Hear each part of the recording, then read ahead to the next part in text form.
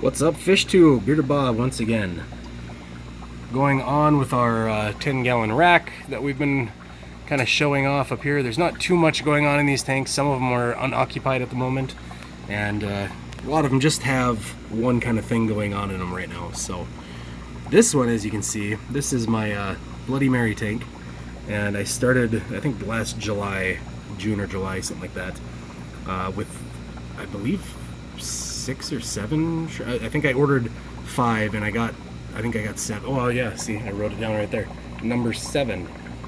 That's not the number of the tank, that's how many I started the colony with. So you can see during that time this population is pretty well exploded. Back there, that casing looking thing is a piece of green bean that I tossed in here last night.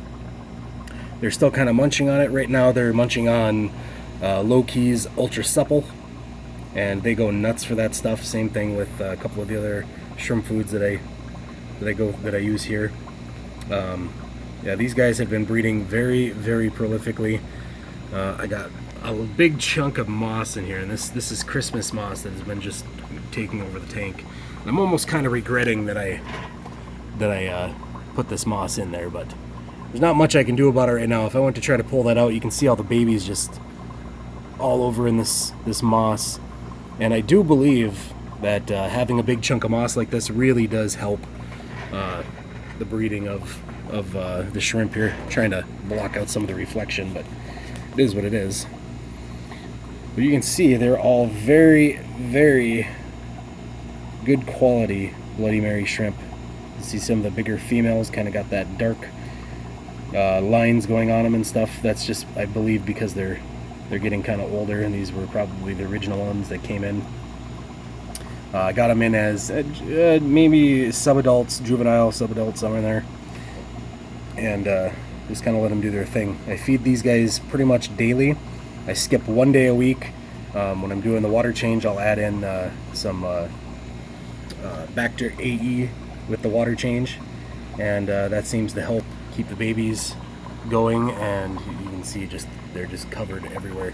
If we move that piece of moss out of the way, you'd see all of the shrimp that are on that matin filter in the back. Yeah, all over this side too, green walls. In here I've just got just a couple of different plants.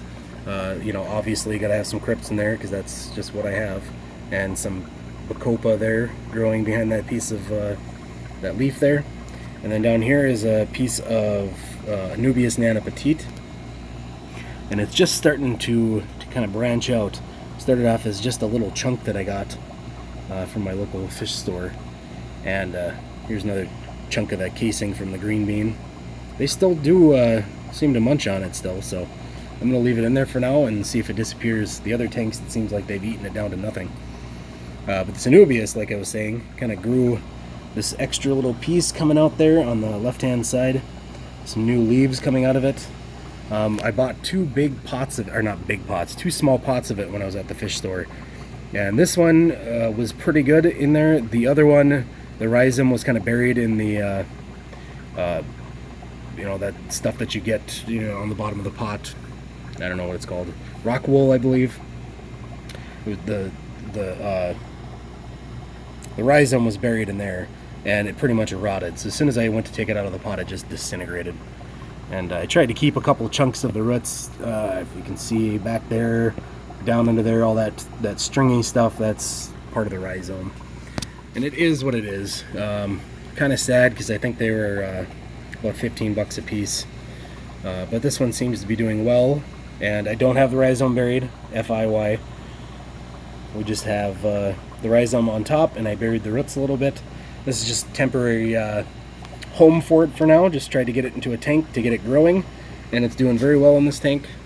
I do fertilize this again, you know, once with every water change, about once a week, just with some Thrive S. I don't use any root tabs in here for the bacopa or for the crypts or anything like that, and these ones stay kind of small, and I like that. You know, they crypts are one of those things. If you give them tons and tons of fertilizer, they will grow and they will start taking over tanks like up there.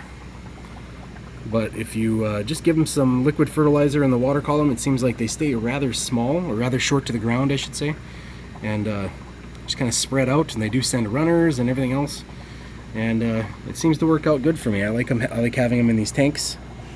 Let's take another closer look at these millions and millions of shrimp in this pile.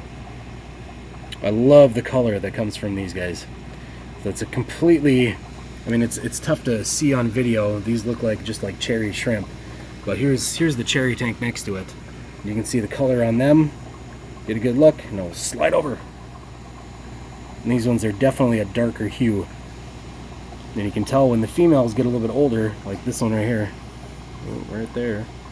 She's got that dark kind of case around her, you know, kind of looks a little bit darker as they go. I've got a kitty helper. Nothing. And yeah, I really enjoy this colony. These guys seem to be doing just as well as all the other Neocaridinas I keep in my room. The water changes on here, well, like I said, once a week. I change it with RO water that's been remineralized with salty shrimp, GHKH+, and I bring that up to about 250 parts per million, and then just change it out. Yeah, about 10%, I should say. Yeah, 10% water change about once a week. And, there's my notes, because see, I already did it. Losing my mind, can't remember anything. So, again, thanks